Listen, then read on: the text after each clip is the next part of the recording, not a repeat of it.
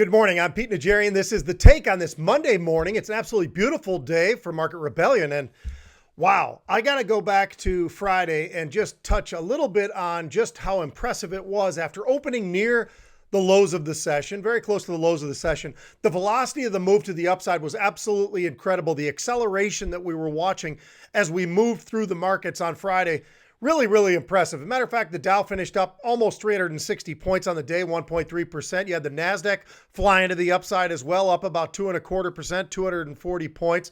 Just an amazing move to the upside as we watched volatility get beat up a little bit. Now, early on, volatility actually touched up near those 30 levels or a little bit of even above those 30 levels before actually coming back down, starting to price in the weekend, starting to price in the fact that the markets were on such a move to the upside and not a gigantic move in terms of the S&P, but a very big, nice move, solid move to the upside after watching September start off so poorly. And so were the volumes strong? Yeah, they were very strong. They weren't over 30 million, but we were over 27 million. So we continue to be up in those upper 20 million plus range and occasionally getting up and over that 30 million contract range. So it gives you a little idea of just how active these markets have been, and they have been extremely active. Now, some of the different areas that we're moving, well, I talked about the volumes themselves. Again, the leadership coming from Apple, Tesla, Boeing.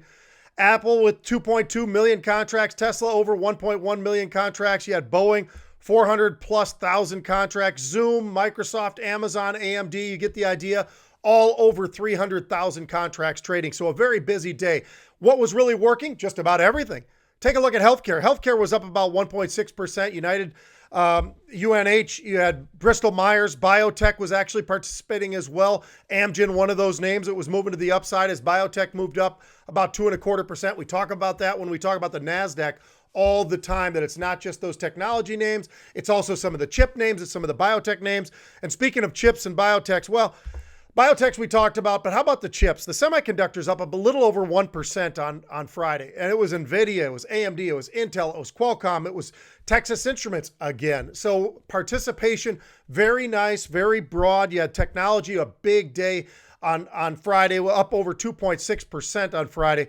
Names like Salesforce and Microsoft, Zoom, Tesla, Apple, of course, Netflix, all participating, a really nice broad participation. And you know, we actually had a little participation from the financials. Capital One, PNC. We also had in the industrial space with Boeing. So airlines were up, cruise ships were up. Just about everything participating when it came to what we were looking at in the markets on Friday. And today, looking very, very similar, by the way. I want to hit on this theme, though. We did have a tech theme. We had, and a few other areas. We had Apple, we had Microsoft, we had Applied Materials, all active on the unusual options side of things. We had TJ Maxx, we had Target, we had Walgreens as well. So a nice broad move, but a couple of areas where we did see multiple strikes in terms of the unusual option activity, and looks like they're paying off pretty nicely. So in the pre-market, we were looking at about a 360-point move to the upside, and the NASDAQ about a 200-point move to the upside. We actually opened and the markets just started flying to the upside. Dow up over 400+ points, 425 points. NASDAQ not as much. It was up about 160 points. I just took a brief look. NASDAQ now up about 140. Dow about 370. So for the most part, holding on to these gains that we were getting some of the indications early on in the pre-market. As a matter of fact, if you go way back to the overnight market, we did look a little positive, but nothing like we are today. As a matter of fact, last I looked in the overnight market, we were up about 80 points or so. So we were definitely in positive territory, but nothing close to this triple-digit move to the upside like we're seeing today. Now, again, I mentioned September can be a tough month, and it has been. But we've started to see a couple of days now where we've seen some very, very positive activity. Some of the leadership in the Dow in terms of what's really pushing us up in that close to 400-point range, well, really starts with energy. You look at Chevron, that's been leading it. You had Boeing, Dow, so you get some industrial, and you've got AXP, you've got American Express. So we've got some financial participation, which is always something. Trying to look to see when are the financials going to be a better participant. I'll touch more on that in a second, but in terms of the NASDAQ, you've got Tesla working again, Biogen going back to the biotech world. You've got Zoom, you've got the airlines, we have Netflix. When we talk about the airlines, it's not just one. It's United, it's American, it's Delta, it's Southwest. They all seem to be participating pretty nicely. But energy definitely on fire with Chevron and Devon Energy. Look at OIH right now, up over 4%. Those are names like Occidental and Rig and and Halliburton and ConocoPhillips, Schlumberger, these across the board in the energy space, whether the big names, the integrated names, or even some of the other names that we all like to refer to more in the beta sense, those names all participating very, very nicely right now. As a matter of fact, as I mentioned, OIH up over 4% right now in the markets as we're watching the rest of these participate as well. Now, I brought up financials. Financials, you do have the XLF kind of hovering around 24. 25 had been the magnet for a really long period of time until we started to see this harsh sell-off recently. But today we are seeing a nice participation out of Goldman, out of Morgan, out of Bank of America, JP Morgan. The credit card space is wild as well. You look at MasterCard, you look over at Visa, all moving. And I mentioned already American Express moving to the upside, a nice solid move. You also have the rails, and you've got some of these delivery types like FedEx, UPS, very, very strong. UNP, across the board, we are seeing some very, very nice strength. We talk about the truckers all the time as well. Volatility has pulled back significantly, but it's pretty interesting because we were a little bit lower now, despite the fact that we're up 300 plus points on the Dow, 100 plus points on the NASDAQ. I'm looking at the VIX starting to elevate to the upside a little bit, trading just underneath 27. So that's something to keep an eye on as well. What are those indications telling us? It's really early in the day. We're less than 20 minutes into the trading day.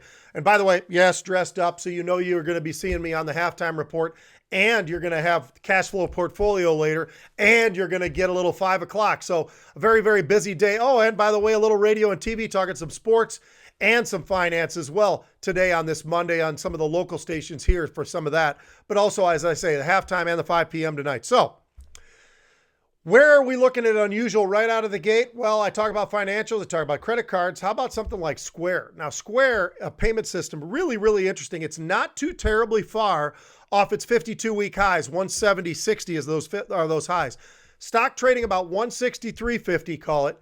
And we are seeing some activity in the October calls. Now, this is 3 weeks, and these will expire, so this is going to have to make a move. But the October 165 calls, they started buying about 270, paid even up and over $4 for these, about 4,400 of those calls trading on the day. So again, very, very interesting to see this type of trade. And again, not ultra short term. These don't expire this week, October 2nd, but we do have an expiration cycle of October, so we're only talking 3 weeks. So this is a very, very rapid expectational move in terms of what could happen. Now, does it have to get to 165 immediately? No, it doesn't. But any movement at an accelerated pace to the upside, and these options certainly will move. You've got to understand that, and that's where you've got to get that education level. Get it here at Market Rebellion. These guys do an unbelievable job. So football, unbelievable to see some of the teams that are 0-3.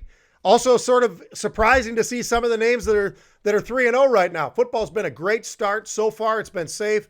We watched some college football this weekend, my wife and myself.